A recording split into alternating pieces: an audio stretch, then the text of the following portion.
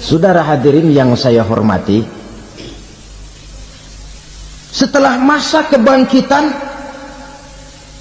itu jangan dikira begitu bangkit langsung diperiksa, masih menunggu menanti ribuan tahun perhitungan padang mahsyar untuk sampai kepada proses yang disebut yaumul hisab, hari perhitungan. Seorang demi seorang bakal dipanggil. Bayangkan saja, kita se-RT saja di absen, kadang-kadang perlu waktu lama. Ini manusia sejak zaman Nabi Adam sampai datang hari kiamat, satu demi satu disidang di hadapan Qadhi Rabbul Jalil. Status sosial copot sudah waktu itu. Yang pernah jadi hartawan di situ tidak lagi kelihatan kehartawanannya. Yang pernah jadi jenderal tidak lagi dipanggil jenderalnya. Yang ustadz tidak lagi dipanggil al-mukarramnya.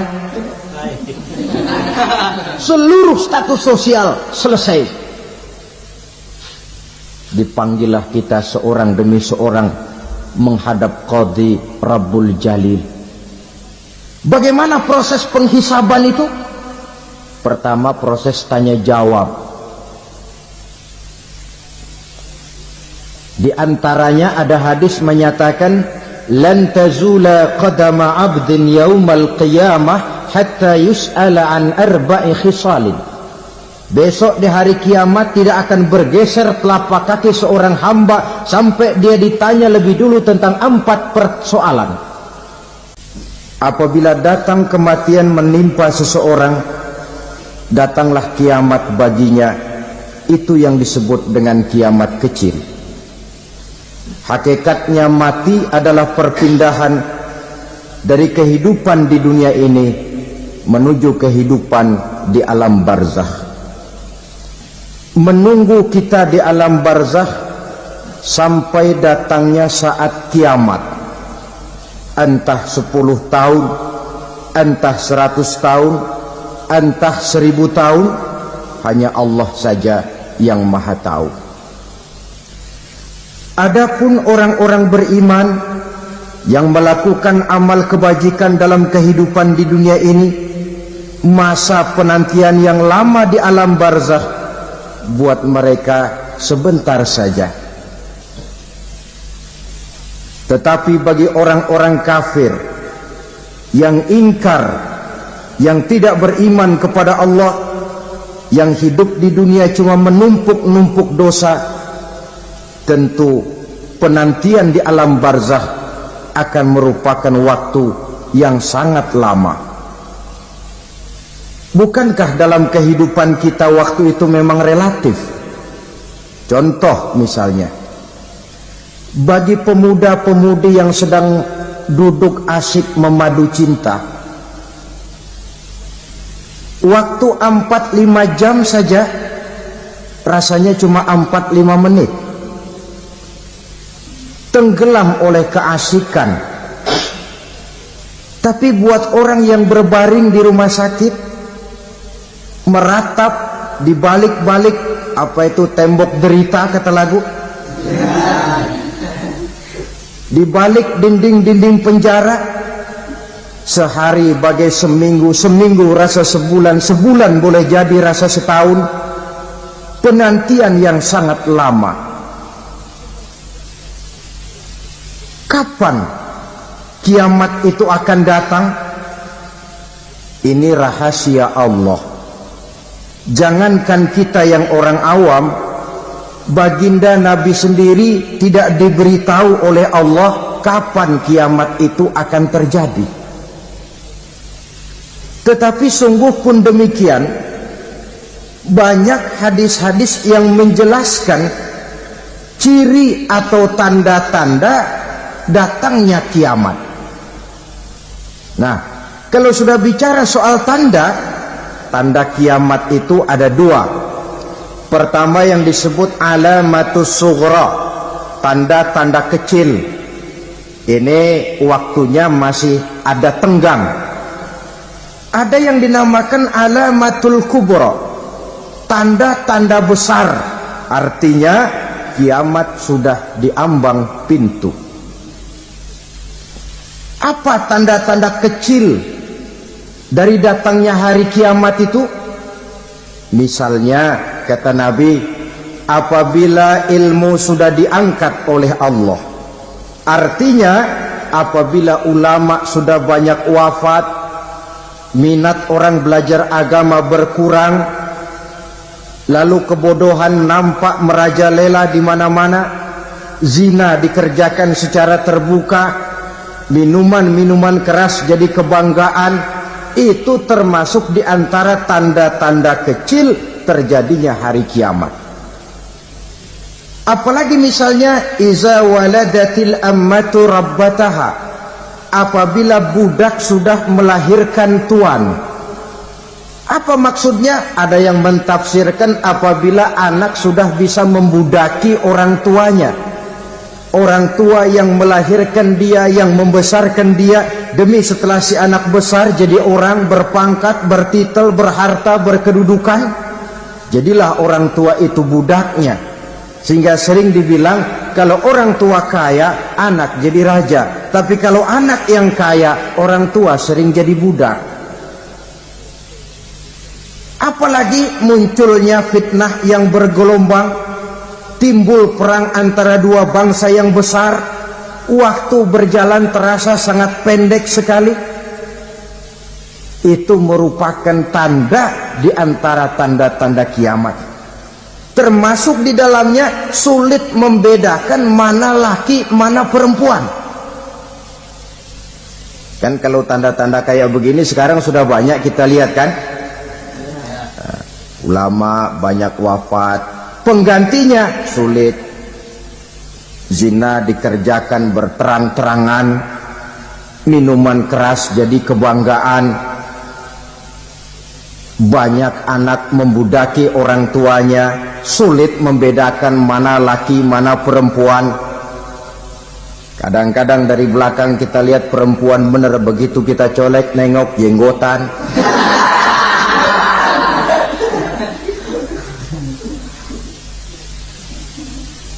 Ini termasuk tanda-tanda kecil, masih ada tenggang sampai akan terjadinya kiamat itu. Nah, yang dimaksud dengan tanda-tanda besar, ini tanda besar artinya kiamat sudah di ambang pintu. Pertama, matahari terbit dari sebelah barat. Apabila matahari sudah terbit dari arah sebelah barat, tertutuplah sudah pintu taubat. Bersabda Nabi kita, la taqumus sa'atu hatta tatlu'a syamsu min maghribiha. Tidak akan datang hari kiamat sampai matahari terbit dari arah sebelah barat. Fa iza tala'at, manakala matahari telah terbit dari arah sebelah barat, wara'ahan nasu, manusia banyak menyaksikan itu, amanu ajma'un, mereka pun lalu beriman. Yang tadinya kafir, yang tadinya ingkar, yang tadinya membangkang, setelah melihat matahari terbit dari sebelah barat, buru-buru beriman, berlomba-lomba mengucap dua kalimat syahadat. Tapi apa yang terjadi? Kata Nabi, wadzalika hina la yanfa'u nafsan imanuha lam takun amanat min qabl. Hari itu adalah hari yang iman sudah tidak berguna lagi bagi seseorang apabila sebelumnya memang dia tidak pernah beriman. Au kasabat fi imaniha khaira, atau beriman tetapi tidak pernah melakukan kebajikan di dalam keimanannya itu. Hari yang sudah kasib, hari yang sudah terlambat, beriman tidak akan ada gunanya lagi. Ini pelajaran buat kita. Sebelum sang surya terbit dari sebelah barat, sebelum nafas sampai di tenggorokan, artinya pintu taubat masih terbuka. Kalau dua hal itu sudah terwujud, nafas sudah sampai di kerongkongan atau matahari sudah terbit dari arah sebelah barat, tertutuplah sudah pintu taubat. Tak ada lagi gunanya pangkat, jabatan, harta, bahkan beriman pun dalam suasana macam itu too late, kata orang Kulon. Sudah terlambat. Matahari terbit dari arah sebelah barat. Itu tanda besar, artinya kiamat sudah di ambang pintu. Lalu apalagi tanda besar? Munculnya Dajjal. Dajjal artinya pendusta-pendusta yang menyesatkan manusia. Ada dua macam Dajjal, saudara. Ada Dajjal kecil. Ini Dajjal kelas teri. Kalau ini sejak zaman Rasulullah sudah ada itu. Tiap zaman ada. Di zaman Rasulullah misalnya ada yang bernama Aswad al-Unsi dari Yaman. Ada yang namanya Musailamah al-Kazzab dari Yamama. Ada yang namanya Ibnu Sayyad dari Madinah. Ini Dajjal di zaman Rasul. Musailamatul Kazzab memproklamirkan diri jadi nabi dia. Di zaman Rasul masih hidup. Ini Dajjal zaman Nabi. Di zaman sahabat muncul Dajjal. Di zaman kita sekarang ini Dajjal pun gentayangan. Dajjal kelas teri. Kerjanya mendustakan manusia, menyesatkan manusia, memalingkan manusia dari jalan yang benar dan diridhoi oleh Allah Subhanahu wa taala. Adapun yang merupakan tanda besar dari datangnya kiamat, Dajjal kelas kakap. Pembohong-pembohong besar yang menyesatkan masyarakat manusia berpaling dari jalan Allah mengikuti jalan mereka. Apa sih ciri Dajjal itu? Kata Nabi dalam hadis Bukhari Muslim, "Innad Dajjala", sesungguhnya yang namanya Dajjal itu yakhruju, satu saat akan muncul mendekati hari kiamat. Wa inna ma'ahu ma'an, si Dajjal ini membawa air. Wa naran, dan juga membawa api. Dua simbol. Di tangan yang satu dia bawa air, di tangan yang satu dia bawa api. Wa ammal ladzi yarahu an-nasu ma'an fanarun, adapun yang orang banyak lihat air, hakikatnya adalah api. Yang dilihat api, hakikatnya adalah air. Oleh sebab itu, kalau api yang ditawarkan, ambillah air. Kalau air yang ditawarkan, pilihlah api. Maksudnya apa ini? Ini bahasa simbol, saudara-saudara. Dajjal bicaranya seolah-olah untuk kepentingan manusia, menawarkan surga. Surga yang dia tawarkan hakikatnya neraka. Hai manusia, kalau kau mau bahagia, jangan dekat-dekat dengan agama. Solat itu tidak efektif dan efisien, tidak produktif dari segi ekonomi itu. Menghadiri majelis taklim cuma buang-buang waktu. Tahajud, tasbih, tahlil, baca Quran, apa itu? Pekerjaan mubazir saja. Hidup ini cuma sekali, masa yang cuma sekali, manfaatkan dengan sebaik-baiknya. Mumpung, dibawanya sifat mumpung, tetapi dalam pengertian yang sangat negatif. Bicaranya seolah-olah untuk kepentingan manusia, tetapi sebenarnya menjerumuskan manusia. Menawarkan air, tapi sebenarnya api. Menawarkan api, tapi hakikatnya air. Buat apa kamu sholat? Buat apa kamu bayar zakat? Buat apa kamu puasa? Surga yang dicanangkan Dajjal, hakikatnya neraka. Neraka yang digambarkan Dajjal, pada dasarnya adalah surga. Jadi memutarbalikkan fakta itu kerjaan Dajjal. Yang hak jadi batil, yang batil dibilang hak, yang benar jadi salah, yang salah malah jadi benar. Tuntunan disuruh jadi tontonan, tontonan malah menjadi tuntunan. Itu pekerjaan Dajjal profesinya. Zamannya Nabi Adam, Dajjalnya kan iblis. Betul? Betul. Apa sih rayuan iblis itu? Allah setelah menciptakan Nabi Adam kan bilang, Adam, kau dan istrimu Hawa tinggal di surga ini. Seluruh fasilitas yang ada di surga persilahkan kau nikmati. Satu yang tidak boleh, jangan coba-coba dekati pohon khuldi. Dekat saja jangan, apalagi sampai memetiknya. Datang Dajjal yang namanya iblis ini. Adam, kamu tahu nggak kenapa tidak boleh makan buah khuldi? Ya nggak tahu, pokoknya saya dilarang. Bodoh kamu, Dam. Khuldun artinya kekal. Kalau kamu makan itu buah, kau akan kekal di surga buat selamanya. Allah tidak kepengen, maka dilarang kamu makan buah khuldi. Kalau kau ingin kekal di surga, Adam, makan saja. Saya bicara begini ini untuk kepentingan kamu, Adam. Ini kan ciri-ciri Dajjal. Bicaranya sih seolah-olah untuk kepentingan Nabi Adam, hakikat sebenarnya menjerumuskan Nabi Adam supaya ingkar dan melanggar larangan dari Allah Subhanahu wa ta'ala. Jadi setelah muncul Dajjal, timbul kekacauan-kekacauan di masyarakat.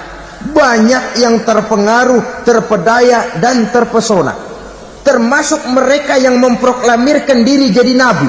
Mereka yang memproklamirkan diri jadi rasul di zaman sesudah Rasulullah wafat, itu adalah Dajjal-Dajjal. Maka saya ingatkan, kalau di zaman kita sekarang ini ada orang ngaku jadi nabi, ada orang ngaku jadi rasul, biar bahasa Arabnya kental, Quran hafal, hadis ribuan hadis hafal, biar pakai serban sampai menyengser ke tanah, bahasa Arabnya fasih, tapi dia mengaku jadi nabi, jadi rasul, kita umat Islam wajib tidak percaya. Wajib untuk tidak percaya. Itulah Dajjal-Dajjal zaman kita sekarang ini. Tidak mustahil mereka datang mempengaruhi orang-orang awam supaya berpaling dari Rasulullah, mengikuti mereka. Nah, di akhir zaman nanti, mendekati hari kiamat, Dajjal ini muncul. Dajjal kelas kakap, menyesatkan masyarakat manusia untuk berpaling dari Islam, mengikuti seruan mereka. Apalagi di antara datangnya kiamat itu, tanda yang besar itu, turunnya Nabiullah Isa Al-Masih, putra Maryam. Menurut berbagai hadis yang sahih, Nabi Isa Al-Masih nanti akan turun lagi. Tidak membawa risalah yang baru, tapi meluruskan risalah Islam ini yang telah banyak ditinggalkan oleh masyarakat. Bahkan ada hadis menjelaskan beliau akan membunuh Nabi, mematahkan kayu-kayu salib, lalu melaksanakan haji dan umrah mengikuti syariat Nabi Muhammad, bukan membawa agama baru.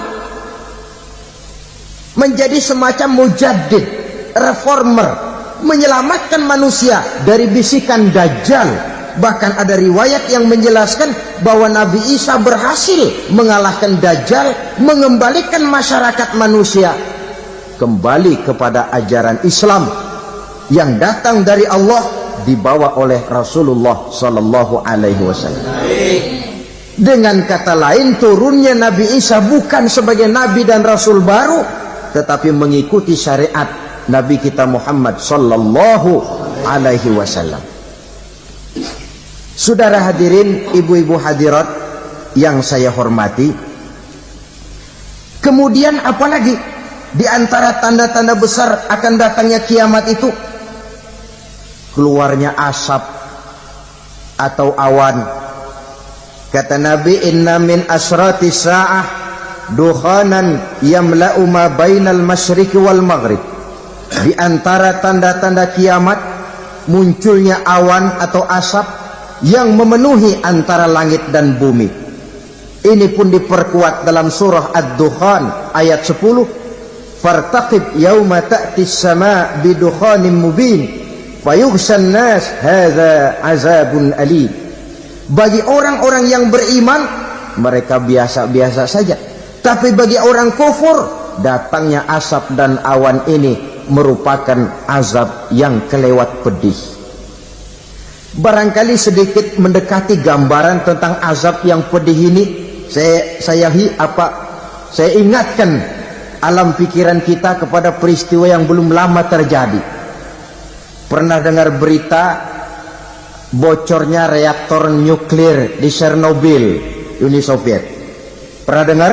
Nah, bocornya reaktor nuklir di Chernobyl yang mengakibatkan ratusan bahkan sangat mungkin ribuan nyawa. Cuma satu reaktor. Bagaimana kalau seluruh cadangan nuklir yang dimiliki oleh para negara adik kuasa ini diledakkan? Bahkan yang konon menurut catatan, cadangan nuklir yang dimiliki bersama oleh Amerika dan Rusia sekarang ini sudah sanggup memusnahkan 6 miliar manusia. 1,5 kali lebih banyak dari jumlah manusia yang nongkrong di permukaan bumi ini. Saudara-saudara hadirin yang saya hormati, lalu saat mendekati hari kiamat, apalagi tandanya setelah Nabi Isa wafat pada saat turunnya yang kedua kali, lalu Allah meniupkan angin sejuk, semua orang-orang beriman, orang-orang baik wafat, sehingga penghuni bumi ini cuma tinggal lagi terdiri dari orang-orang kafir. Tidak ada lagi di bumi ini yang bisa mengucapkan Allah. Sehingga dalam hadis qudsi itu ada keterangan, innallaha azza wa jalla yaqulu li Israfil. Allah pernah pesan kepada malaikat Israfil, kata Allah, Israfil, iza sami'ta qailan yaqul Allah Allah fa akhirin nafah 40 sanatan ikraman liqailiha. Hai Israfil, apabila kau dengar di permukaan bumi masih banyak orang yang mengucapkan Allah Allah, maka tunda sangkakala kiamat itu 40 tahun. Untuk apa? Ikraman liqailiha, menghormati orang yang mengucapkan Allah Allah itu. Wah, jadi karena sekarang masih banyak yang mengucapkan Allah, besar hatilah kita, masih jauh kiamat itu. Tapi jangan lupa, kiamat pribadi, kiamat kecil itu yang gak kita sangka-sangka. Ajal datang mencabut nyawa, itu kiamat pribadi, dan itu yang pasti kita hadapi, dan itu yang membuat kita tidak boleh bersikap main-main di dalam kehidupan sekarang ini. Saudara hadirin yang saya hormati, tidak ada lagi orang-orang muslim, seluruh penduduk dunia ini kafir. Lalu terciptalah struktur sosial yang berlandaskan prinsip hidup semau gue. Bakal terjadilah prinsip di mana yang kaya menyantap yang miskin, yang kuat menindas yang lemah. Hidup sudah bagaikan di rimba belantara, berlaku hukum rimba, siapa yang kuat dia yang menang, siapa yang lemah menjadi mangsa. Timbul kekacauan, maksiat merajalela, munkarat menjadi-jadi, sehingga isi bumi ini penuh dengan segala macam perbuatan dosa. Tidak ada perlunya lagi alam diperpanjang temponya. Datang saat yang sudah dijanjikan oleh Allah Azza wa Jalla, maka terjadilah yang disebut kiamat kubra, kiamat besar, kiamat hancur-hancuran. Bagaimana kejadian ini dimulai? Dalam surah Az-Zumar ayat 68, Allah Subhanahu wa taala berfirman, wa nufikha fis-suri fasa'iqa man fis samawati wa man fil ardi illa man sya'allahu.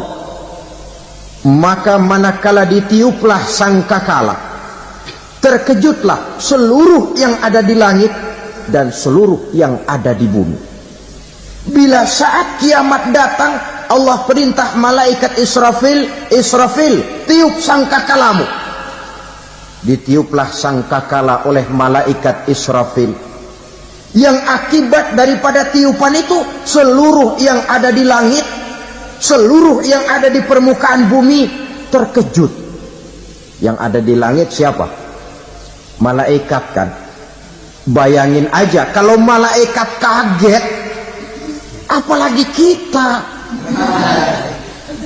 Terkejut seluruh makhluk yang ada di bumi, yang ada di langit mendengar suara sangkakala itu. Bunyinya tidak sanggup kita bayangkan dahsyatnya. Ledakan nuklir, ledakan neutron, belum apa-apa ketimbang bunyi sangkakala malaikat Israfil ini.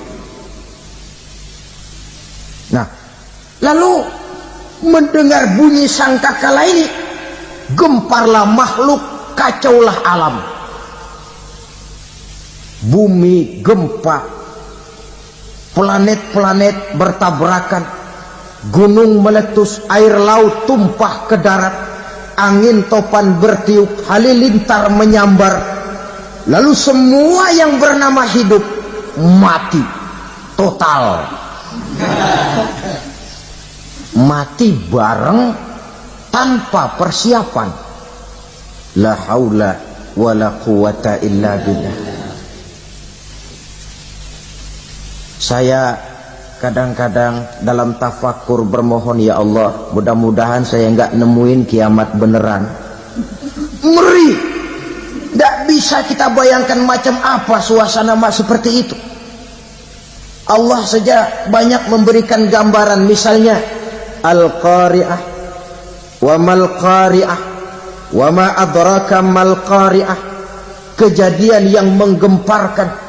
Tahukah kamu apa kejadian yang menggemparkan itu?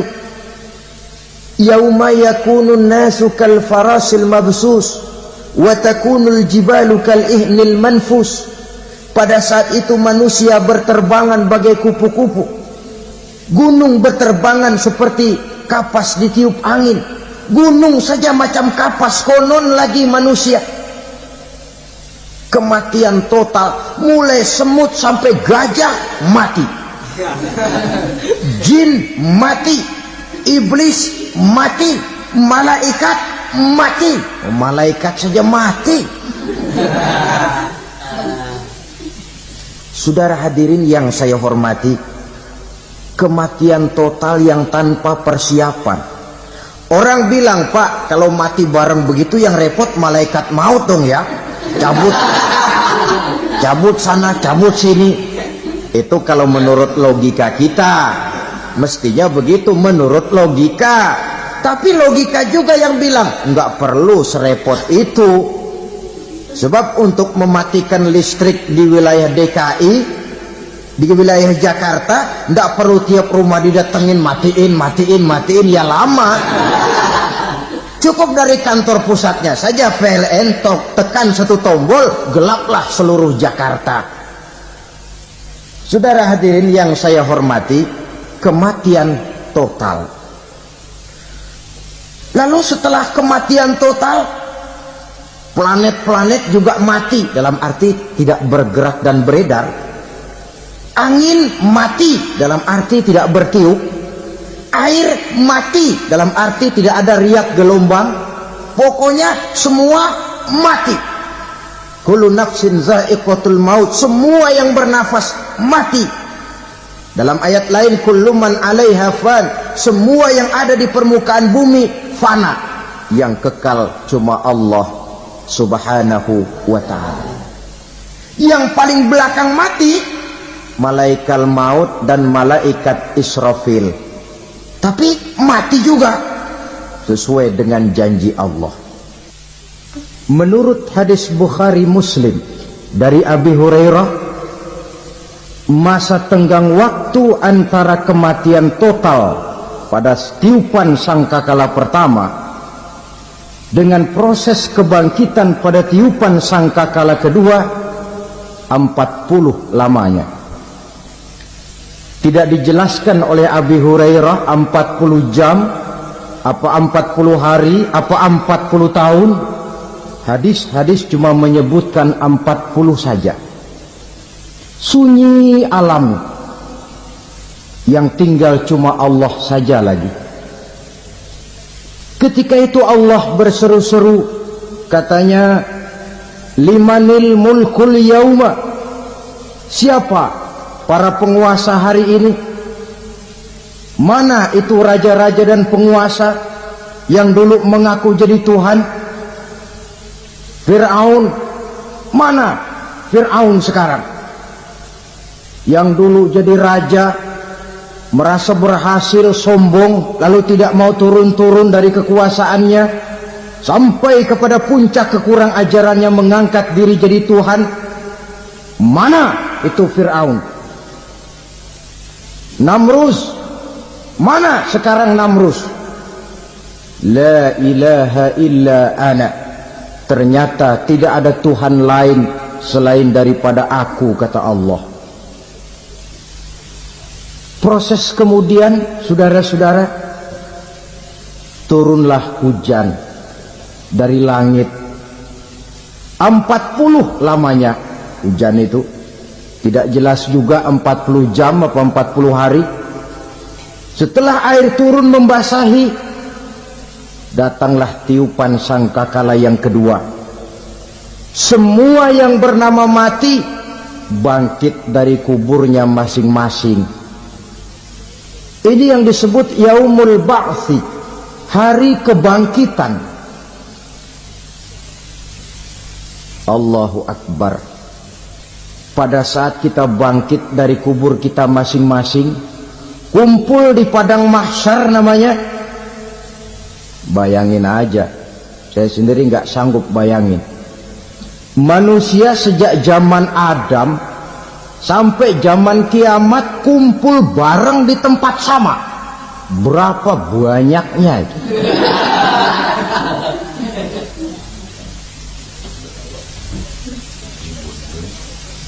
Dan yang luar biasa, menurut satu riwayat, pada saat bangkit itu, Masya Allah, roman muka kita berubah,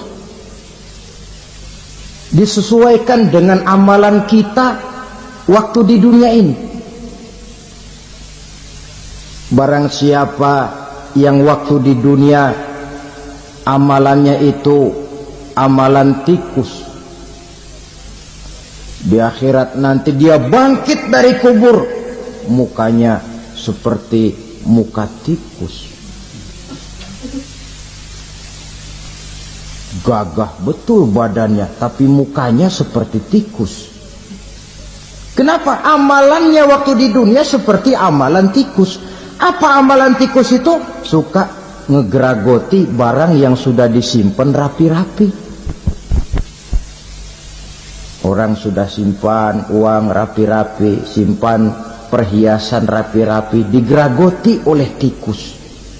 Maling-maling, pencoleng-pencoleng, koruptor-koruptor, itu nanti di akhirat nanti kita lihat mukanya seperti muka tikus. Oh, ini waktu di dunia suka nyolong, mukanya seperti muka tikus. Barang siapa yang waktu di dunia ini amalannya itu amalan macan, dia akan bangkit nanti mukanya seperti muka macan. Apa amalan macan? Macan itu amalannya menang-menangan. Orang yang mau menang saja nggak mau mengalah. Coba lihat di hutan, kenal hutan nggak? Nah. Di hutan, raja hutan di mana-mana pasti macan, betul kan? Betul. Padahal hutan belum pernah bikin pemilihan umum. Tapi macan tidak peduli ada pemilihan umum apa tidak, pokok saya raja. Sebab apa? Macan jadi raja itu bukan karena benar, tapi karena kuat jadi raja. Setelah dia jadi raja, rakyat hutan yang mesti dilindungi malah dimakan oleh raja macan. Kambing rakyat hutan dimakan oleh macan. Ayam rakyat hutan dimakan oleh macan. Itu nanti kita lihat di akhirat itu mukanya seperti muka macan, gagah betul.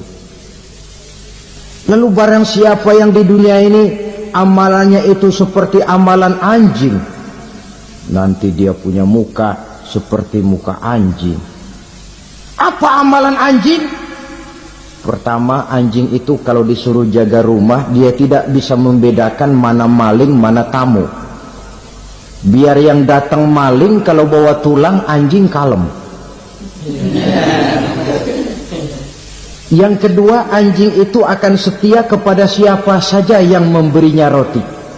Siapa yang memberinya roti, itulah majikannya. Apa kata majikannya, pasti dia laksanakan. Soal benar atau salah, dia tidak peduli. Setelah anjing dapat roti, dia tidak punya pilihan lain kecuali bilang, abdi mah kumaha juragan wae ayeuna mah.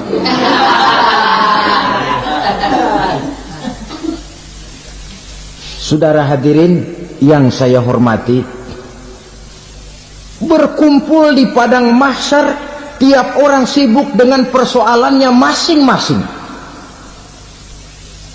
Matahari waktu itu didekatkan oleh Allah, panas luar biasa. Ada yang saking panasnya itu mencucurkan peluh keringat sampai sebatas mata kakinya. Ada yang keringatnya sampai sedengkulnya, ada yang keringatnya sampai sepusatnya, ada yang keringatnya mengalir sampai sebahunya, ada yang kelelap oleh keringatnya sendiri, sementara orang di sampingnya nggak apa-apa. Bergantung lagi amalan dia waktu di dunia ini. Saudara-saudara, sebagian orang dalam kepanikan padang mahsyar berombong-rombong datang mereka menghadap Nabi Adam. Ya Adam, anta abal bashar. Hai Adam, Tuhan adalah bapak moyang manusia. Kami sebentar lagi akan disidang, dimintakan pertanggungan jawab. Tolonglah kami, hai Adam. Kata Nabi Adam, jangankan nolongin sampean, saya sendiri tanggung jawab di hadapan Allah. Ketika dulu tidak boleh makan khuldi, saya serobot. Sudahlah, urus diri masing-masing saja, nafsi. Begitu kata Nabi Nuh, begitu kata Nabi Ibrahim. Tiap orang bertanggung jawab sendiri-sendiri. Ketika itulah saudara-saudara, nikmatnya menjadi umat Nabi besar Muhammad sallallahu alaihi wasallam. Sebab apa? Walaupun menurut abjad kita ini umat paling belakang, kan paling belakang kita ini toh, karena Nabi Muhammad adalah Nabi akhir, tapi akan dihisap lebih dulu, lewat di atas sirat lebih dulu, masuk surga lebih dahulu ketimbang umat-umat belakangan. Ketika Rasul mendekati ajal, beliau tanyakan itu kepada malaikat Jibril. Malaikat Jibril berkata, Muhammad jangan khawatir, Allah sudah berjanji, inni haramtul jannata ala sairil anbiya hatta tadkhulaha anta, wa haramtuha ala sairil umami hatta tadkhulaha ummatuka. Surga aku haramkan buat seluruh nabi kecuali kalau engkau Muhammad sudah masuk ke dalamnya, dan surga aku haramkan buat seluruh umat kecuali kalau umatmu Muhammad sudah masuk ke dalamnya. Logikanya, walaupun menurut abjad kita umat paling belakang, bakal dihisap paling dulu, lewat di atas sirat paling dulu, masuk surga paling dulu, kalau mampir ke neraka juga paling dulu. Ya resiko. Jangan mau enaknya aja paling dulu. Saudara hadirin yang saya hormati, setelah masa kebangkitan itu jangan dikira begitu bangkit langsung diperiksa. Masih menunggu menanti ribuan tahun perhitungan padang mahsyar untuk sampai kepada proses yang disebut yaumul hisab, hari perhitungan. Seorang demi seorang bakal dipanggil. Bayangkan saja, kita se-RT saja di absen, kadang-kadang perlu waktu lama. Ini manusia sejak zaman Nabi Adam sampai datang hari kiamat, satu demi satu disidang, di hadapan Qadhi Rabbul Jalil. Status sosial copot sudah waktu itu. Yang pernah jadi hartawan di situ tidak lagi kelihatan kehartawanannya.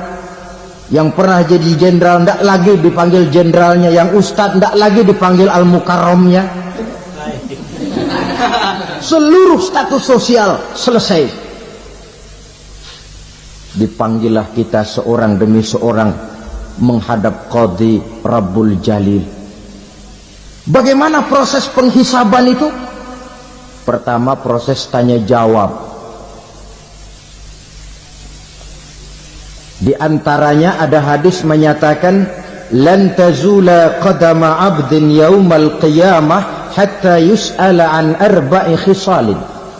Besok di hari kiamat tidak akan bergeser telapak kaki seorang hamba sampai dia ditanya lebih dulu tentang 4 persoalan. Tentang ilmunya. Kemana ilmu itu diamalkan? Tentang umurnya. Di mana umur itu dihabiskan? Tentang masa mudanya. Kemana masa muda itu dipakai? Tentang hartanya. Dari mana harta itu didapat dan kemana harta itu dibelanjakan. Ini termasuk proses tanya jawab. Jadi kalau istilah pengadilan dunia, nama Fulan bin Fulan. Kamu waktu di dunia diberikan umur panjang untuk apa? Pernah mengalami masa muda, kemana kau habiskan masa remajamu? Kau diamanahkan ilmu, dengan apa ilmumu kau amalkan? Kau diberikan harta, dari mana harta kau dapat, kemana kau belanjakan? Tak seorang pun yang bisa mungkir. Sebab apa? Dikala itu yang menjadi saksi bukan orang. Yang menjadi saksi adalah seluruh anggota badan kita. Tangan bicara, kaki jadi saksi terhadap seluruh amalan yang pernah kita kerjakan pada saat kehidupan di alam dunia ini. Selesai proses tanya jawab, lalu diperlihatkan buku catatan kita waktu hidup di dunia ini. Jangan lupa Allah itu menyiapkan 2 superkomputer kepada kita. Sebelah ditempelin sebelah kanan, yang sebelah tempelin di sebelah kiri. Komputer itu namanya Raqib dan Atid. 2 malaikat yang apabila baik kita lakukan, refleks saja akan menulis kebajikan kita. Jahat kita kerjakan akan tertulis. Catatan itu nanti diperlihatkan kepada kita. Waduh, alangkah malunya pada saat diperlihatkan catatan kita, buku rapot kita merah melulu. Barangkali diperiksa sambil diomelin, brengsek lo. Buku merah melulu begini, bagaimana waktu hidup di dunia? Tidak cukup diperlihatkan buku catatan kehidupan, rekaman kehidupan. Rekaman kehidupan kita secara utuh sejak terlahir sampai ajal datang merenggut nyawa. Barangkali mirip dengan video sekarang ini, di mana terekam dengan baik seluruh kegiatan kita sejak yang sekecil-kecilnya sampai kepada yang sebesar-besarnya. Untuk kemudian kita pun menerima balasan. In khairan fa khairun wa in syarran fa syarrun. Kalau baik ya baik balasannya, kalau jahat ya jahat juga balasannya. Catatan-catatan kita diberikan. Kalau banyak kebajikannya diberikan di tangan kanan dengan cara yang halus. Kalau banyak kejahatannya diberikan dari sebelah kiri atau dilempar dari belakang. Itulah sebabnya sejak di dunia ini kita sudah mohon kepada Allah. Ketika berwudu membasuh tangan kanan, apa kita bilang? Allahumma a'tini kitabi biyamini wa hasibni hisaban yasira. Ya Allah, berikan saya kitab di tangan kanan, dan kalau saya memang perlu dihisap, hisaplah saya yang seringan-ringannya. Tangan kiri berlindung kita kepada Allah. Jangan sampai diberikan kitab di tangan kiri atau dari arah sebelah belakang. wa a'udzubika an tu'tiya kitabi bishimali aw min wara'i zuhri, dari arah sebelah belakang. Na'udzubillah min dzalik. Setelah selesai lewat proses penghisaban, lewat mizan, timbangan, maka yang sudah selesai dihisab itu bergeraklah menuju sirat, jembatan yang terbentang menuju surga melalui neraka. Saudara-saudara, panjangnya perjalanan sirat itu memakan waktu ratusan tahun. Tetapi orang yang lewat di atas sirat pun macam-macam, bergantung amalannya ketika di dunia ini. Ada yang lewat di atas sirat itu kalbarkil khatib, seperti kilat yang menyambar, lep, sudah sampai dia di surga. Cepat bukan main. Ada yang lewat di atas sirat itu seperti orang lari-lari. Ada yang lewat di atas sirat itu seperti orang jalan biasa. Ada yang sambil merangkak, ada yang sambil ngesor, ada yang sambil gelayutan, ada yang selamat sampai ke ujung ke surga, ada yang tergelincir jatuh masuk ke dalam neraka, bergantung amalannya dalam kehidupan di dunia sekarang ini. Tiap kita akan melewati yang namanya sirat ini. Saudara-saudara kaum muslimin yang saya hormati, dengan demikian mereka yang selamat melalui sirat sampai ke terminal akhir surga, mereka yang ketika dihisab ternyata banyak kejahatannya daripada kebaikannya, mereka singgah di dalam neraka. Nah, adapun orang-orang yang beriman menurut ayat Quran dan hadis Nabi itu nanti ada bermacam-macam. Ada orang beriman itu yang dimasukkan surga. Ada orang beriman itu yang dimasukkan ke dalam surga. Ada orang beriman itu yang disebut penduduk surga. Kenapa lain-lain, Pak? Karena waktu di dunia amalannya juga lain-lain.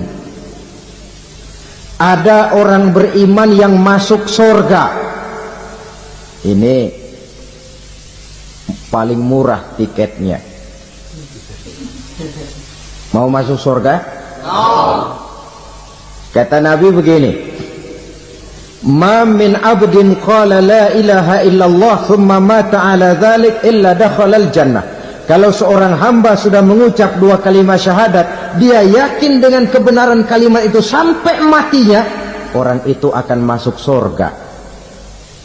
Abi Dzar yang waktu itu diajak bicara heran, ya Rasul kok gampang betul? Iya, walaupun orang itu mencuri, iya, walaupun orang itu berzina, iya. Biar dia mencuri, biar dia berzina, kalau dia sudah mengucap dua kalimat syahadat, dia yakin dengan kebenaran kalimat itu sampai matinya, itu orang akan masuk surga. Jadi masuk surga cukup dua kalimat syahadat, yakin sampai mati, masuk surga. Itu perkara masuk. Tapi kalau pertanyaannya diterusin, masuknya kapan, Pak? Nah, ini lain lagi urusannya. Sebab ada yang masuknya itu langsung, ada yang mampir dulu. Di sana tempat cuma dua, kalau tidak surga, neraka. Mau ke surga tapi mampir dulu, yang mampirnya jelas di neraka. Kenapa? Dalam hadis qudsi ada riwayat, nanti itu di akhirat, setelah Allah selesai mengatur penduduk surga masuk surga, yang neraka masuk neraka, Allah berkata kepada malaikat Malik, malaikat Malik, labaik ya Allah, itu bajingan-bajingan tengik, manusia-manusia durjana yang waktu di dunia tidak mau sujud, jauh dari ulama, gemar melakukan yang munkarat dan maksiat, hidup di tengah masyarakat selalu jadi bibit keonaran. kufur, sudah masuk neraka semua? Sudah ya Allah. Nah, kalau sudah, coba sekarang kamu masuk, Malik. Saya, iya, masuk neraka. Mau apa ya Allah? Kata Allah, akhriju minan nar man kana fi qalbihi misqala habatin min khardalin min iman. Kau masuk neraka, cari di dalam neraka orang-orang yang ada imannya walaupun kecil sebesar biji zarah, angkat mereka keluar. Masuk malaikat Malik ke neraka, cari orang yang ada imannya, korek-korek. Ya repot, udah pada gosong. Yang ada imannya diangkat ke atas, yang ada imannya diangkat ke atas, lalu dimandikan di Nahrul Hayat, namanya sungai kehidupan di akhirat nanti. Cakep lagi rupanya, bersih lagi wajahnya, apel di hadapan Allah. Kata Allah, bagaimana mas? Kapok nggak sampean? Kapok ya Allah. Nah, kalau kapok, idhab fadkhulil jannah, pergi masuk surga sana. Berangkat mereka ke surga, ketemu sama teman-temannya yang udah sampai lebih dulu, yang nggak pakai mampir lagi. Terjadi dialog. Kata teman-temannya yang udah pada nyampe duluan, mas, iya, emang baru sampai? Saya baru sampai. Memang mampir di mana dulu mas? Kita sudah lama sampai di surga. Saudara buka surah Al-Muddathir ayat 34-35. Ma salakakum fis saqar? Kenapa kamu mampir di neraka Saqar? Qalu lam nakum minal musallin. Mereka menjawab, kami mampir di neraka Saqar mas, gara-gara dulunya kami waktu di dunia tidak pernah sholat. Tidak pernah sholat? Tidak pernah. Kan rumahnya dekat masjid, cuma dekat doang mas. Sholat mah enggak saya. Enggak pernah ngasih makan fakir miskin, enggak pernah hadir di majelis taklim, pendeknya enggak pernah melakukan kebajikan. Maka saya pun mampir di neraka Saqar. Untung betul saya punya iman mas, sedikit. Waktu hidup di dunia dulu saya pernah mengucap 2 kalimat syahadat. Sekali-kalinya waktu mau kawin. Masya Allah.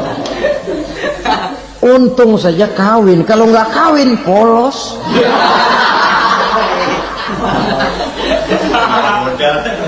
Itu juga pengulu sudah setengah mati ngajarin.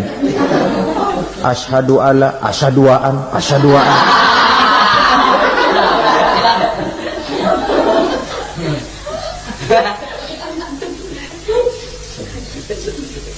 Ini namanya masuk surga, ada mampir dulu. Ada pula orang mukmin itu yang dimasukkan surga. Namanya dimasukkan kan terima beres. Saya masuk ke rumah, jalan sendiri, cari tempat sendiri. Saya dimasukkan ke dalam rumah, terima beres, pokok ada di dalam, itu dimasukkan namanya. Nggak pakai mampir. Tapi tentu tiketnya lebih mahal ketimbang yang pertama tadi. Apa kata Allah? Innal ladzina amanu wa amilus solihat la ukaffiranna anhum sayyi'atihim wa la udkhilannahum jannah. Sesungguhnya orang-orang yang beriman kemudian beramal soleh, kami hapuskan segala dosa dan kesalahannya, kami masukkan mereka ke dalam surga. Lihat ayatnya, Allah yang memasukkan, kita yang dimasukkan. Tidak pakai transit, tidak usah mampir. Cuma tidak cukup syahadat, tidak cukup amanu, tapi diiringi dengan wa'amilus salih. Iman, amal. Tidak cukup syahadat, lalu dibuktikan dia sholat, dia zakat, puasa, lalu dia melakukan berbagai macam kebajikan. Ini yang menyebabkan dia tidak pakai mampir di tempat yang bernama Saqar. Lalu ada pula orang mukmin itu yang disebut penduduk surga. Wah, ini sudah VIP ini. Ashabul jannah, penduduk surga. Siapa mereka? Kata Allah, innal ladzina amanu summa istaqamu fala khaufun 'alaihim wa la hum yahzanun ulaika ashabul jannah hum fiha khalidun. Sesungguhnya orang-orang yang beriman lalu istiqamah tetap dalam melaksanakan perintah Allah, tidak goyang, tidak labil tapi stabil, istiqamah, mereka tidak takut dan tidak bersedih hati. Merekalah penduduk sorga. Iman, istiqamah. Tidak punya duit, sembahyang. Banyak duit, sembahyang. Miskin, sembahyang. Kaya, tetap sembahyang. Istiqamah. Kadang orang kalau susah rajin ke masjid, banyak duitnya ngelihat masjid melengos. Itu yang dibilang waktu miskin hamba Allah, setelah kaya jadi hamba harta. Bergeser, tidak ada nilai istiqomahnya. Saudara-saudara, dengan begitu penduduk neraka itu dua. Ada penduduk permanen, ada penduduk yang semi permanen. Yang semi permanen orang-orang beriman yang mempunyai dosa besar. Mereka masuk ke neraka untuk menerima azab sesuai dengan dosanya. Bila selesai masa azab itu, mereka akan diangkat untuk ditempatkan kembali ke dalam surganya Allah Subhanahu wa ta'ala. Nah, dikala itulah saudara-saudara, ada yang disebut syafaat dari Rasulullah Sallallahu Alaihi Wasallam. Tapi tentu jangan lupa, syafaat ini ibarat kain menambal dia. Kita punya kain bolong-bolong sedikit, syafaat yang menambal. Solat kita ada kurang dikit, sedekah kita ada campur riak dikit, amalan kita ada tidak karena Allah dikit, kita berharap syafaat. Jadi biarlah kain masih bolong-bolong, yang penting punya kain. Tapi kalau kainnya tidak ada, yang ditambal apanya? Sholat tidak, puasa tidak, zakat tidak, berharap syafaat saja, ya, terlalu berlebihan itu. Saudara hadirin yang saya hormati, apabila selesai proses penghisaban, proses penghitungan, maka dikala itulah manusia terbagi dalam dua kelompok besar. Fariqun fil jannah wa fariqun fis sa'ir. Sekelompok orang-orang beruntung yang masuk ke dalam surga, dan sekelompok lagi masuk ke dalam neraka. Akan memakan waktu untuk menceritakan sifat surga dan neraka, tapi insya Allah pada kesempatan pertemuan lain saya sampaikan. Namun sebagai gambaran umum cukuplah saya sampaikan sebuah hadis qudsi. Allah jelaskan, a'dadtu li'ibadiyas salihin ma la 'ainun ra'at wa la uzunun sami'at wa la khatara fi qalbil bashar. Aku sediakan buat hamba-hambaku yang soleh, yang tidak pernah terlihat oleh mata, tidak pernah terdengar oleh telinga, dan belum pernah terdetik dalam hati manusia. Jadi kenikmatan surga belum pernah dilihat mata, belum pernah didengar telinga, belum pernah terdetik dalam hati. Pedihnya azab neraka belum pernah terlihat mata, belum pernah terdengar telinga, belum pernah terdetik dalam hati. Saudara hadirin yang saya hormati, oleh karena itu sebagai uraian akhir daripada kiamat ini, marilah sama-sama kita memanfaatkan hidup dengan sebaik-baiknya, supaya jangan timbul penyesalan di hari kemudian nanti. Saudara-saudara kaum muslimin rahimakumullah, maksud utama daripada diutusnya Rasulullah sallallahu alaihi wasallam ke alam ini tidak lain adalah untuk memperbaiki akhlak manusia. 14 abad yang lalu, dari sebuah kota kecil yang tidak ada dalam peta, lahir satu proyek raksasa, proyek memperbaiki akhlak manusia. Di tengah-tengah dunia pada ketika itu, Eropa masih biadab, Afrika belum dikenal orang, Asia sungguh sangat terbelakang, dan semenanjung Arabia dari berbagai aspek kehidupannya dikenal sebagai masyarakat jahiliyah. 13 tahun pertama dari perjuangan selama periode Mekah Apa yang dilakukan oleh baginda Rasul tidak lain adalah memperbaiki akhlak manusia kepada Allah Subhanahu wa ta'ala dengan menanamkan roh, jiwa dan semangat tauhid. Kita tahu bahwa masyarakat jahiliyah menyembah batu, menyembah patung, menyembah berhala yang mereka buat sesuai dengan kekayaannya masing-masing. 360 berhala di sekeliling Ka'bah merupakan bukti nyata dari sesembahan mereka.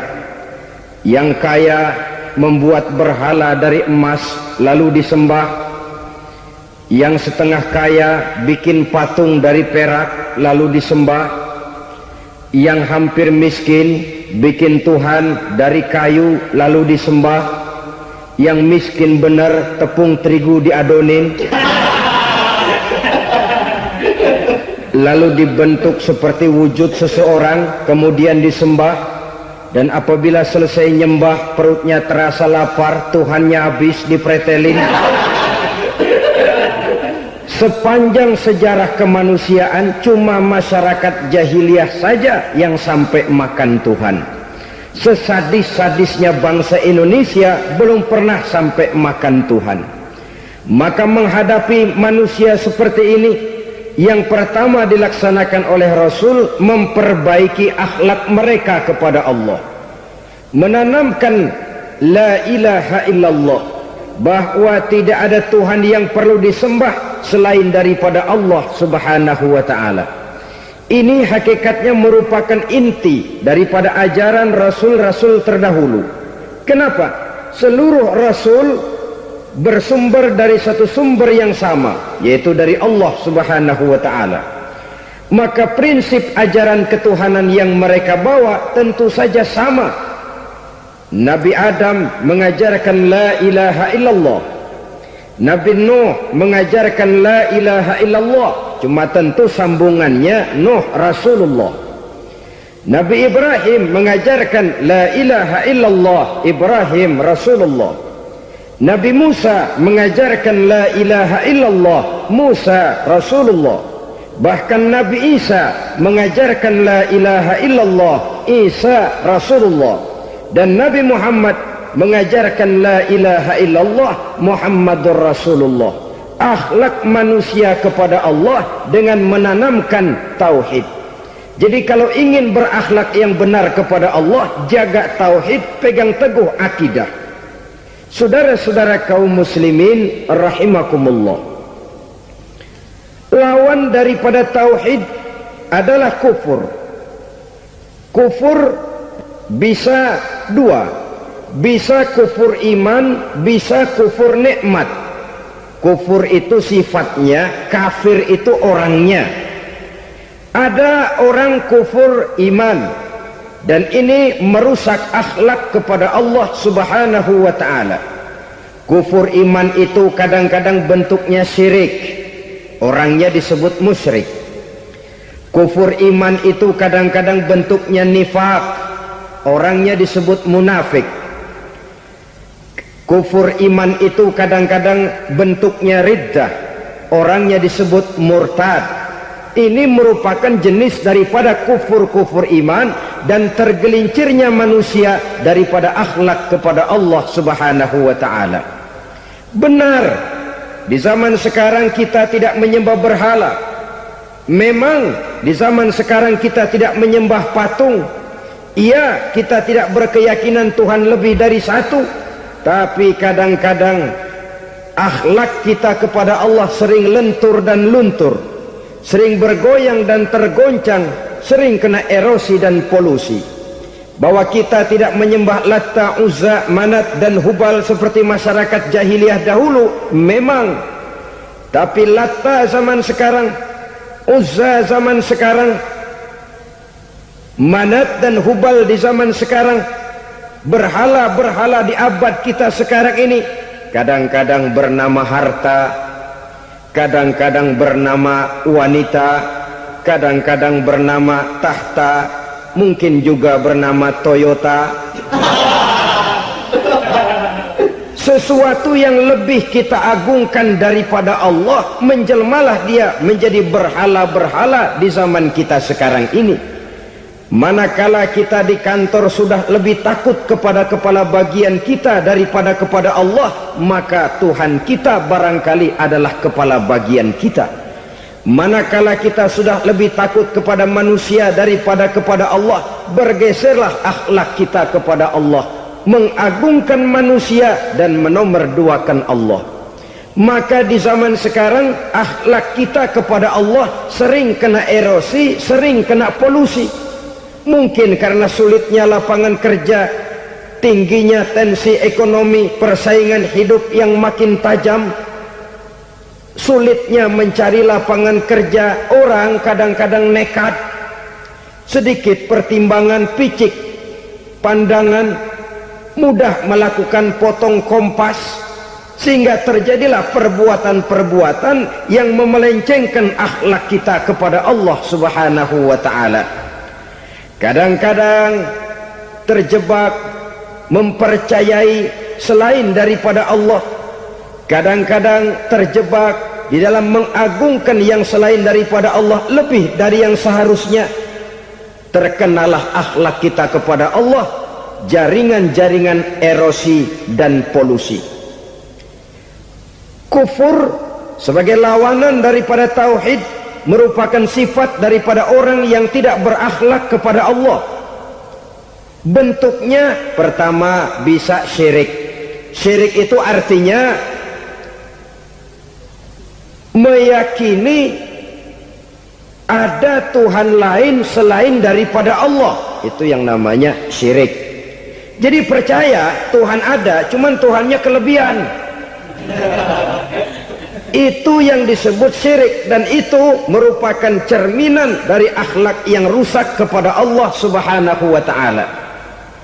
Berkeyakinan Tuhan lebih dari satu, berkeyakinan bahwa Tuhan itu beranak atau diperanakkan, atau mengagungkan sesuatu sama dengan Allah, atau menjadikan yang selain Allah sebagai tujuan akhir daripada perjalanan kehidupan ini, maka itu sudah terjebak kita dalam musyrik.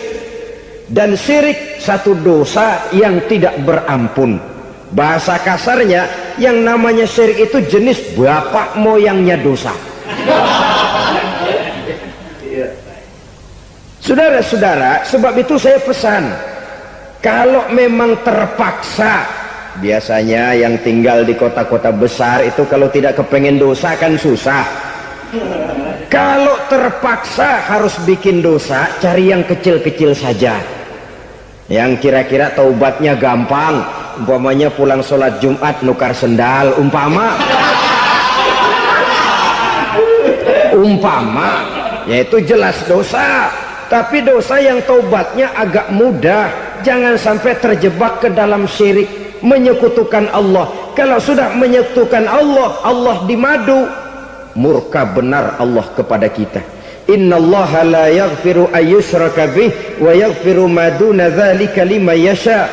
Allah tidak akan memberi ampun kepada orang yang menyekutukannya dengan sesuatu, tapi Allah mau mengampunkan dosa yang selain itu bagi orang yang dikehendakinya. Jadi orang-orang yang sudah terjebak syirik, menyekutukan Allah, meyakini ada Tuhan lain selain daripada Allah, meyakini Tuhan beranak atau diperanakkan, bagaimanapun baiknya mereka di dunia, bagaimanapun sosial jiwanya, bagaimanapun pemurah tangannya memberikan santunan dan pertolongan kepada orang lain, kalau sudah syirik, seluruh nilai kebaikannya akan tidak ada gunanya lagi, karena tidak ada tempat nilai kebaikan itu bergantung. Sedangkan kita berbuat baik agar diterima oleh Allah. Kalau Allahnya marah kepada kita, siapa yang akan menerima nilai kebaikan itu sendiri? Ini bentuk yang pertama. Yang nyata-nyata menyembah berhala, syirik. Yang nyata-nyata beriktikad Tuhan lebih dari satu, syirik. Atau yang tersamar. Yang tersamar itu yang sering jadi penyakit kita. Saya sejak ada perkutut ini di rumah, perkutut, Saudara-saudara, yang merusak akhlak kepada Allah, yang merusak tauhid setelah syirik, bisa juga berbentuk nifak. Nifak itu sifatnya, orang yang punya sifat nifak disebut munafik. Asal katanya dari nafakun. Nafakun itu satu lubang yang punya dua muka, seperti goa, ada tempat masuk, ada tempat keluar. Maka munafik orang yang punya dua muka. Kalau bahasa kita, pandai bermain minyak di atas air, manis jika berhadapan, balik belakang lain bicara. Sehingga apa yang dinamakan nifak, kata Imam Ali Al-Jurjani dalam kitab ta'rifatnya, izharul imanu bil lisan wa kitmanul kufri bil qalbi. Menyatakan, menampakkan iman dengan lidahnya, tapi menyembunyikan kekafiran dalam hatinya. Dengan kata lain, lidahnya mah iman, hatinya mah kafir. Padahal hati itu yang dilihat, padahal hati itu yang dinilai. Kenapa lidahnya mengaku iman? Ya mungkin karena kepepet, mungkin karena kepentingan, mungkin karena ingin mencari kelemahan orang, lalu dia pura-pura beriman. Tapi sesungguhnya hatinya kufur. Ini merupakan penyakit munafik. Dan terus terang, menghadapi orang munafik jauh lebih berat daripada menghadapi orang kafir. Kenapa? Munafik ini kan musuh dalam selimut. Mau dibilang musuh nyata-nyata, apalagi di zaman Rasul ya, ketika periode Madinah, berat sekali menghadapi orang munafik. Mau dibilang kafir, kalau ketemu assalamualaikumnya medok juga. Mau dibilang mukmin, di belakang ngegerundel, nyari-nyari penyakit, nyari-nyari lantaran, mencari-cari gara-gara.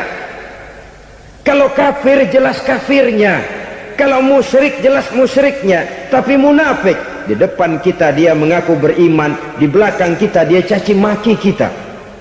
Maka demikian rupa watak orang munafik Allah benci betul. Sampai dalam Quran orang munafik itu divonis innal munafikin fid darkil asfal minan nar. Orang-orang munafik di dasar jurang neraka yang paling bawah, keraknya neraka. Saudara-saudara kaum muslimin rahimakumullah, sebab munafik sangat berbahaya, membahayakan umat, membahayakan agama.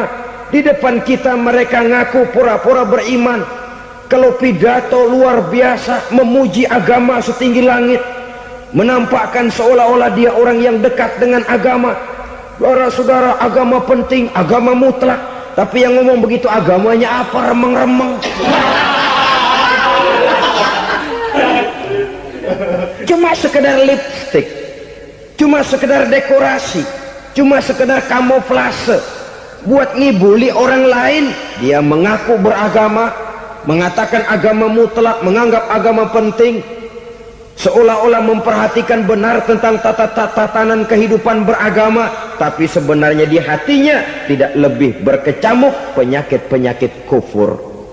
Maka sifat munafik ini termasuk menodai tauhid, artinya merusak akhlak kita kepada Allah Subhanahu wa ta'ala.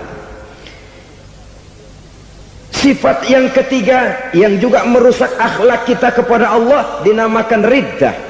Riddah itu sifatnya, orang yang punya sifat riddah disebut murtad.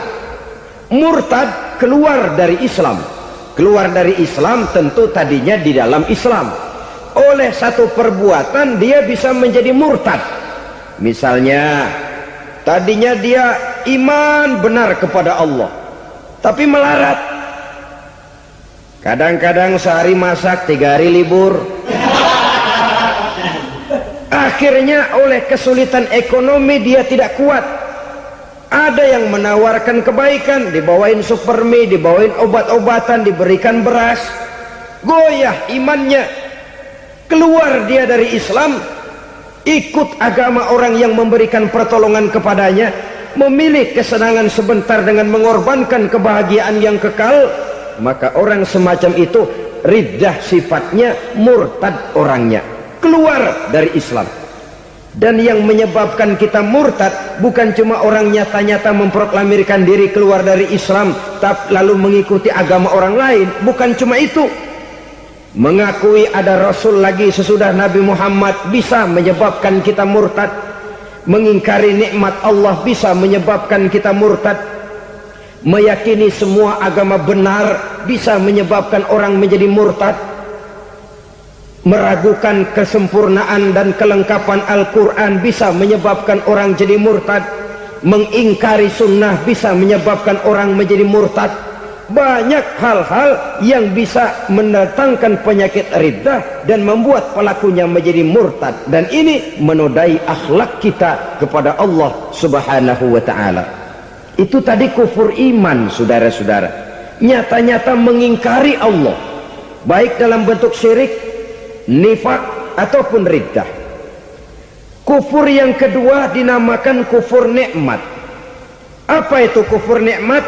Sitru ni'matil mun'im au ya'malu fi mukhalafatil mun'im. Menutup-nutup nikmat Allah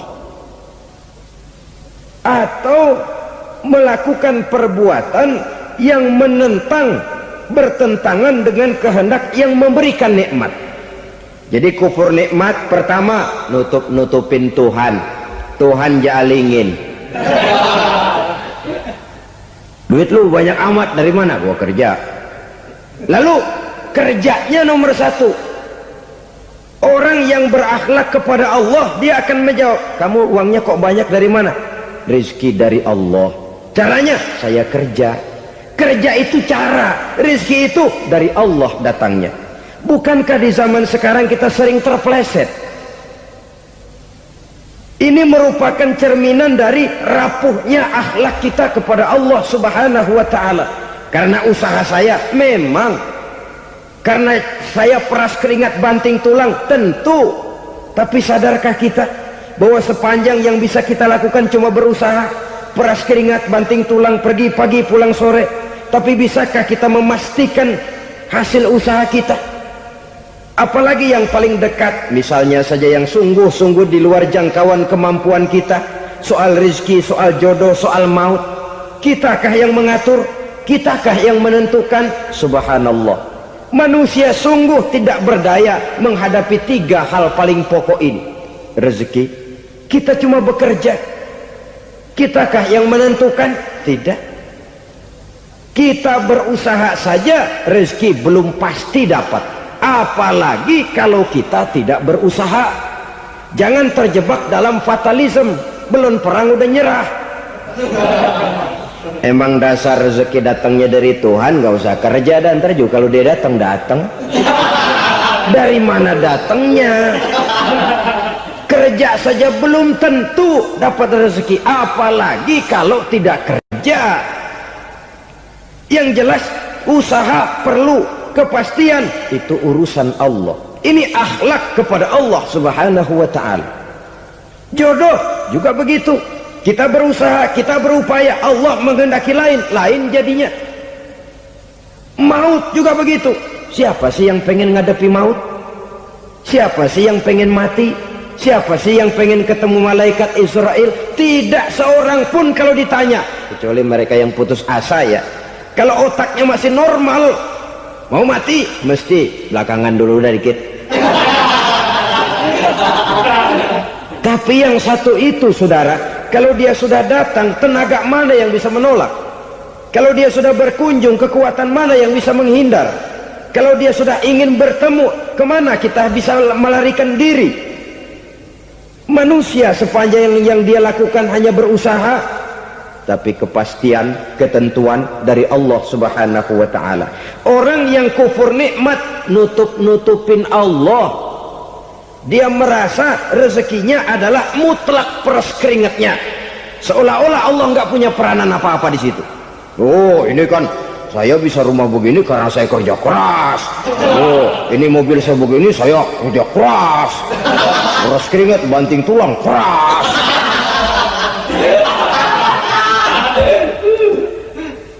Saudara-saudara kaum muslimin rahimahkumullah, jadi menutup-nutupi Allah, akibatnya nanti kalau dia berhasil, Allah ketutupan. Kalau dia gagal, orang lain dicaci maki, dicari kambing hitam. Yang kambing hitam kan mahal. Karena orang sering cari-cari kambing hitam.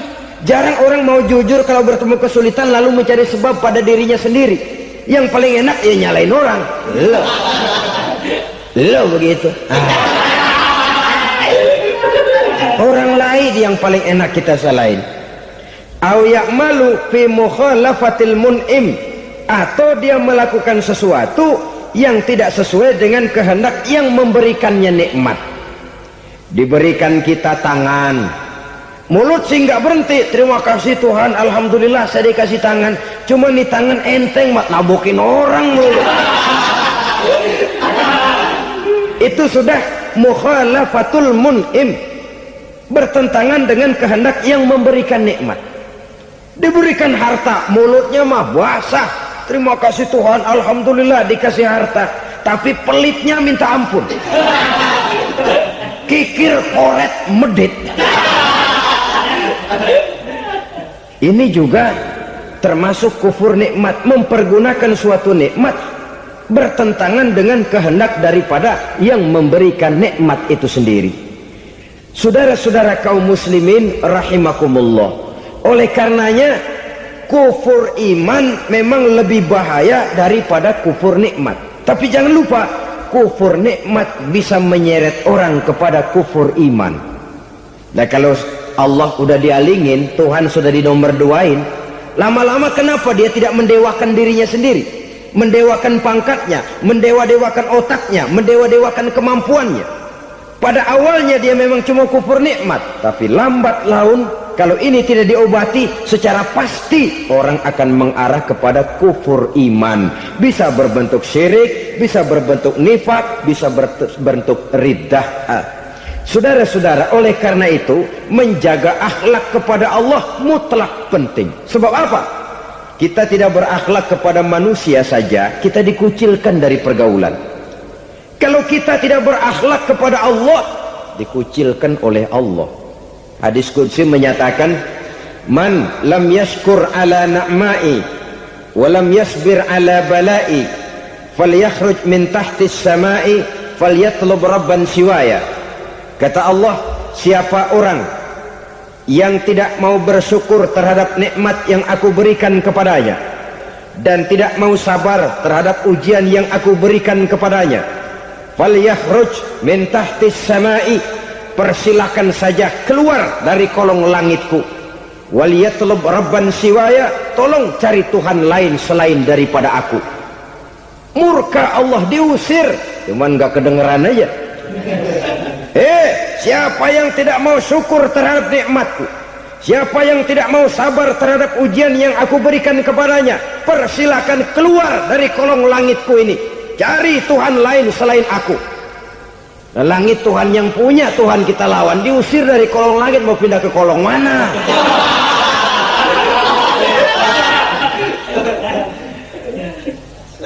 Jadi jangan merasa kufur nikmat kan enteng. Iya, kelihatannya begitu, tidak sebahaya kufur iman. Tapi kufur nikmat ini merupakan anak tangga yang kalau kita sudah mulai naik, kita akan naik terus sampai kepada tingkat di mana kita mengalami kufur iman.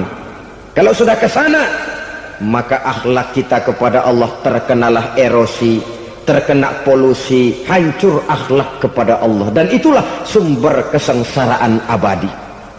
Kalau cuma kita tidak berakhlak kepada manusia, barangkali resikonya cuma kehidupan di dunia ini. Mungkin juga ada kehidupan akhirat. Tapi kalau sudah tidak berakhlak kepada Allah, dunia akhirat kita rugi dan celaka. Maka pada kesempatan ini saya mengajak, marilah jaga baik-baik akhlak kita kepada Allah. Satu kali kita bertauhid, sampai mati kita bertauhid. Satu kali la ilaha illallah, jangan tergelincir lagi kita keluar daripada kalimat itu. Satu kali kita bertuhankan Allah, jangan bertuhan yang lain selain daripada Allah. Jangan sekutukan Allah, jangan samakan Allah dengan sesuatu, jangan mengangkat yang lain sama agungnya dengan Allah.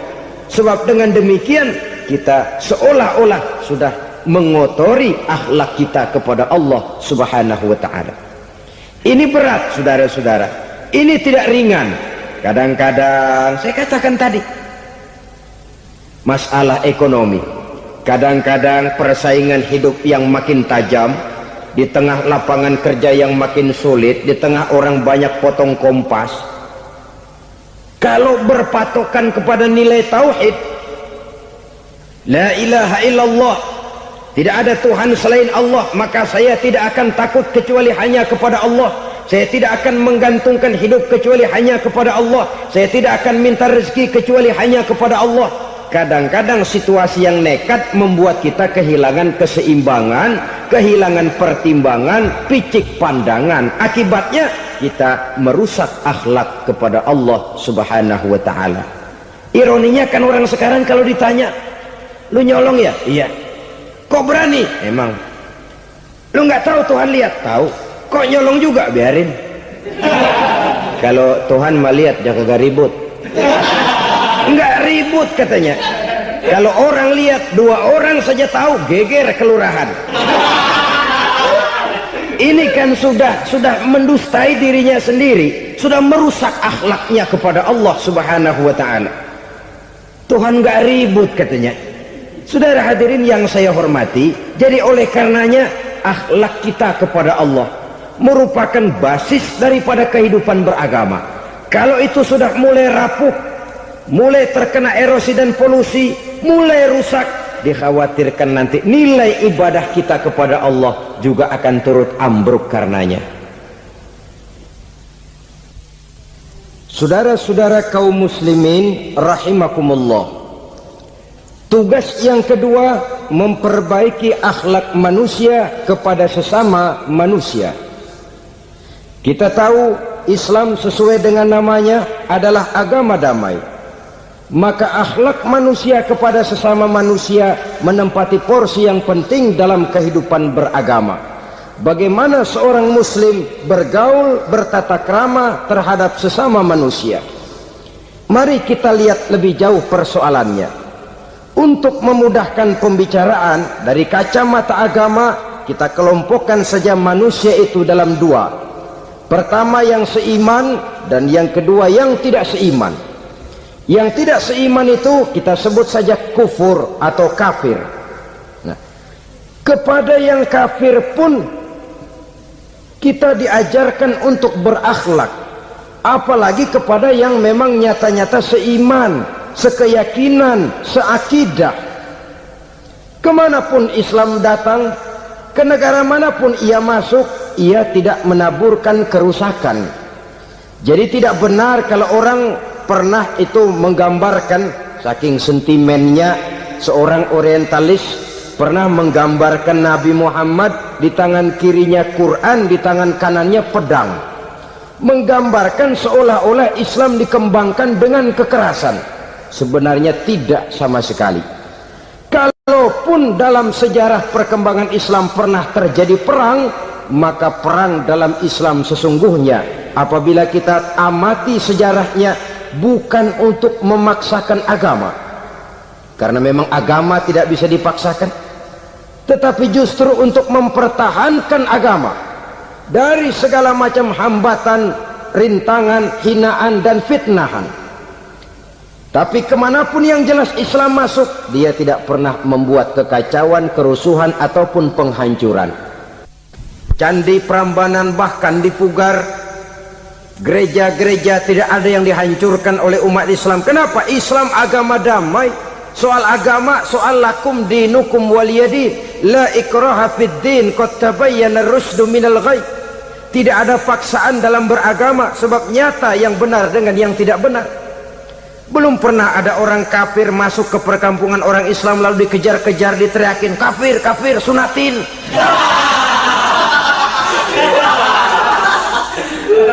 Belum pernah. Kenapa? Islam menghormati orang lain agama. Nah, yang kafir ini macam-macam saudara. Ada kafir harbi, nah ini kafir kerok. Ini kafir yang nyata-nyata memproklamirkan permusuhan kepada umat Islam, nyata-nyata mengganggu ketenangan umat Islam. Kafir yang seperti ini yang boleh diperangi. Misalnya kita mau sembahyang Jumat dijagain, nggak boleh sembahyang Jumat, getok palanya. Kafir harbi artinya tantangan perang datang dari mereka, bukan kita yang mulai, mereka yang buka front. Prinsipnya umat Islam tidak boleh mencari-cari musuh, tapi pun tidak boleh lari kalau ketemu musuh. Musuh jangan dicari, ketemu jangan lari. Karena itu kesan seolah-olah umat Islam ini teroris, umat Islam ini destroyer, umat Islam ini sering menimbulkan keonaran, kerusakan. Sungguh satu fitnahan yang sangat keji. Umat Islam adalah umat yang cinta damai.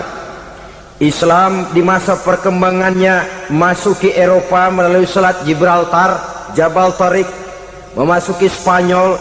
Islam tidak pernah meruntuhkan gereja, Islam tidak pernah membunuh orang-orang Nasrani. Bahkan Islam mewariskan peradaban dan kebudayaan yang begitu tinggi nilainya di bidang ilmu pengetahuan, sampai ketika itu Barat banyak mengkaji ilmu pengetahuan dari dunia Islam. Buku-buku berbahasa Arab diterjemahkan ke bahasa Yunani, dipelajari oleh para cendekiawan di negeri Barat sana. Mereka mengambil manfaat yang banyak dari masuknya Islam ke Eropa.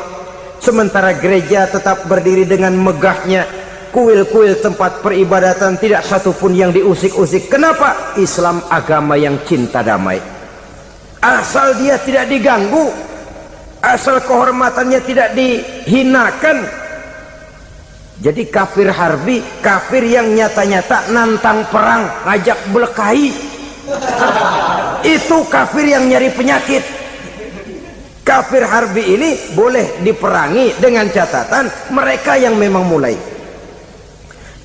Yang kedua kafir zimmi.